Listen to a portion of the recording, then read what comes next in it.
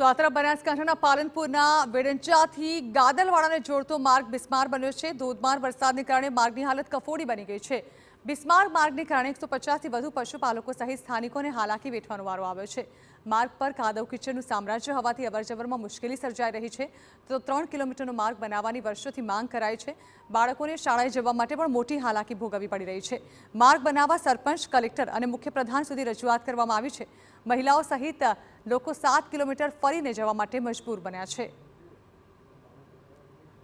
અમે હેડી કરતો નથી। 2 ટાઈમ दूध आलवा जवानु है। कीचड़ है तो केवी रीतना हेडी गारो है पगे हेडी करता नहीं, साधन जातु नहीं, नेहाळीए जई करता नहीं तो केवी रीतना नेहाळमां मूकवा जवानु। केवी तकलीफ पड़े? तकलीफ घणीए पड़े। माथे दूध उपाડીને जावू पड़े, घणी वखत घेर राखवू पड़े अने भावीसणा ओढा पण फरीने जावू पड़े। तो अन्य गामों में सारा रस्ताओं मंजूर थया तो गादलवाड़ा गाम में केम नहीं तेवा प्रश्नों ग्रामजनों उठावी रह्या छे।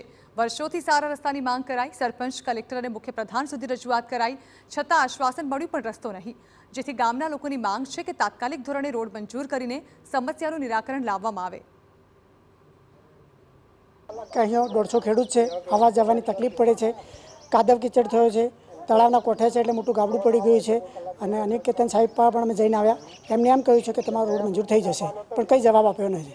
કેટલા સમયથી આ સમસ્યા છેલ્લા 2-3 વર્ષથી આ સરપંચ પાસે અમે જઈને આવ્યા એટલે અમે કહે છે કે આગળ આગળ પોકાડે છે પણ એનો જવાબ કંઈ આવતો નથી કે અમારો રોડ સત્વે તૈયાર માગણી કરે અને બીજા આજુબાજુના ગામડાઓમાં રોડ મંજૂર કર્યા એ ચાલે એવા છે। આ રોડ ખરેખર હાલ ચાલે એવું નથી અને અમે 2 વર્ષથી આ જે માગણી અમારી ચાલુ જ છે પણ અમે અમને રૂબરૂ મુલાકાત પણ 2-4 વાર કરી છે પણ કોઈ અમને જવાબ મળતો